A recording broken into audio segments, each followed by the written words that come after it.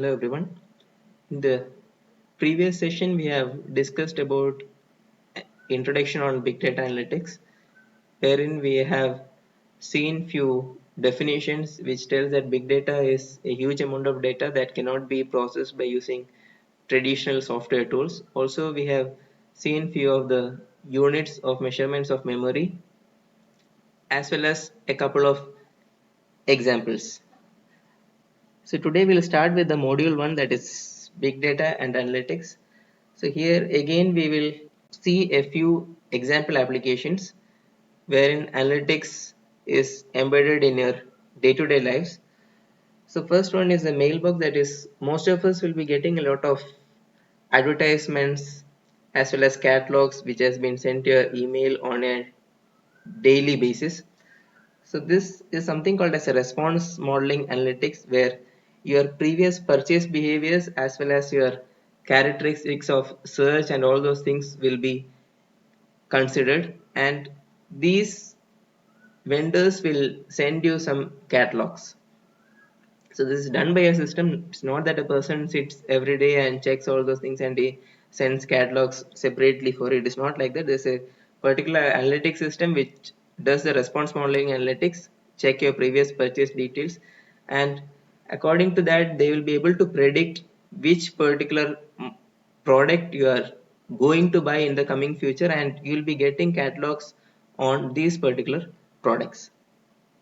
When it comes to banking sectors or the financial institutions, they have something called as a behavioral scoring model, where they check your account balance and your previous purchase histories, your credit payments during that particular period, and all those things they'll be able to analyze, and from these things they will predict whether you will default your loan in the coming period, that is whether you'll be able to pay your EMIs or not.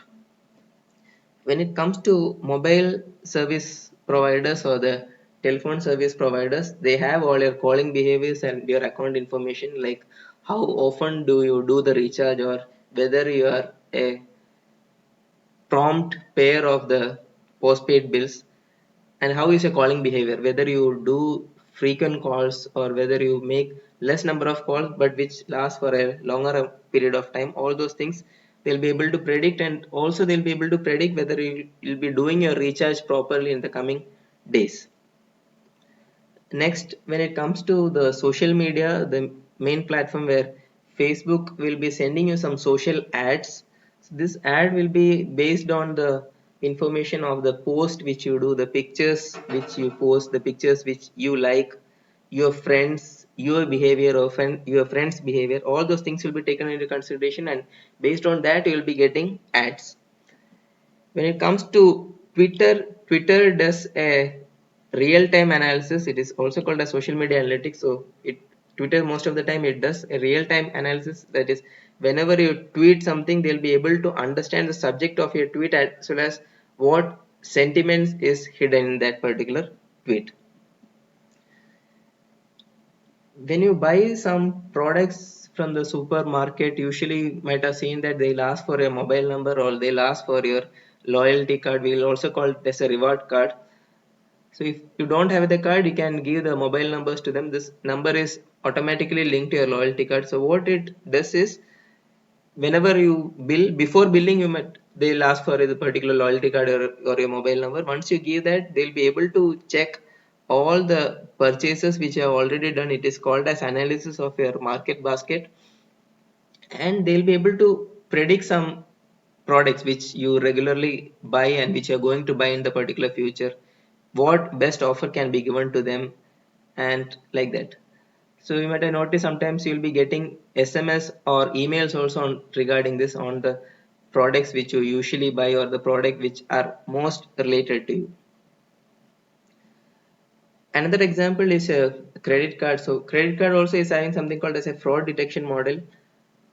So whenever you make a transaction, either a swiping or an online transaction, you might have noticed that you'll be getting a notification by email as well as SMS saying that so and so transaction has been initiated. If required, you'll be able to revert it back also. So this also will check for your details, as well as the particular vendors will be able to understand your expense behavior also. So and also they'll be doing some customer segmentation also on based on this, whether you are a premium customer or whether you are a normal customer, and based on that also you'll be getting some extra offers to upgrade your card or to upgrade your credit limit and so and so. So these are the few example applications which happens on a day-to-day basis. We have other example analytic application based on different categories or fields. You can see on marketing there are something called as response modeling, net lift modeling, retention modeling, market basket analysis, recommender system, customer segmentations, which we told just now. On risk management, we have a credit risk modeling, market risk modeling, operational risk modeling, fraud detection. Government is having its own on tax avoidance analytics, social security fraud, money laundering, terrorism detection. Web is having web analytics, social media analytics, multivariate testing. Logistics has demand forecasting, supply chain analytics, and others are something like test analytics or business process analytics. There are basic nomenclatures which we have to follow when we have into analytics. That is, the first important concept is we should know that is what is the basic unit that you are going to analyze. So when it comes to a customer can be considered from various perspective. A customer is having a multiple role also, and there is something called a customer lifetime value also, which will be able to see for how long a particular person is going to buy a particular product.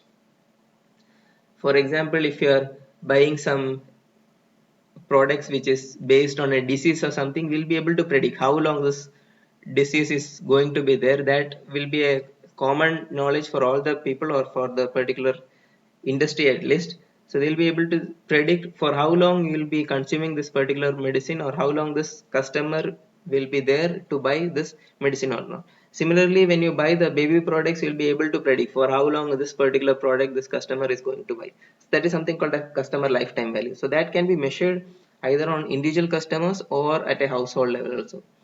And also this customer can play different roles. For example, if we consider a banking setting, a customer can be a primary account owner or a secondary account owner when it comes to a joint account, or when it comes to loan it can be a main debtor of the particular thing, or it can be co-debitor. Again, there can be a guarantor and so on. Also, when it comes to the baby products, as I told, the parents can buy the goods for their kids also. For in that particular case, the customer becomes a payer. That is, the parent becomes a payer and then the user becomes a kid. So that is why we are told that the customer lifetime value can be measured at the household level also. And when it comes to a predictive analysis, the target variable should be properly defined. So if you have a proper target variable, then only we'll be able to do the prediction properly. Or if you have a general or a vague guide, it is not possible to predict a particular future. So that is not possible here. So that is why the basic unit of analysis is the first, as well as it is the main important concept. Big data is a related term, so this we'll discuss in detail. So generally people define the data in terms of volume, that is based on the number of occurrences, how many times a particular data is coming based on the number of occurrences, and the number of interesting pieces of information out of each of these occurrences. And sometimes it is a combination of depth and width. So when it comes to database, we can see that the number of rows and columns. So that is how people usually generally define the data in terms of number of occurrences, number of rows there or number of columns there, or the number of interesting pieces or the useful information. By this you'll be able to get a bigger picture. So when we consider a mid-market company, that is a company which does some consumer packaged goods or some packed goods, maybe some biscuits or other products like that, which comes as a packed good, for them, if a data, if it is more than 10 terabyte, then they will consider it as a big data. Less than that, they will not consider it as a big data. But if you consider a bigger company or a multinational company, for them, if the data is more than 500 TB, then only they'll consider it as a big data. And when it comes to a government agency, the data should be at least 1 petabyte so that they can call it as a big data. So that is why the big data is called as a relative term. different companies or different particular fields will be having their own perceptions on the big data. There is nothing defined that if a data is more than 1 TB, then only it can be called as big data, but it depends on different perceptions of the industries or the particular fields which they are involved in this. In the next session, we will discuss about various dimensions of big data.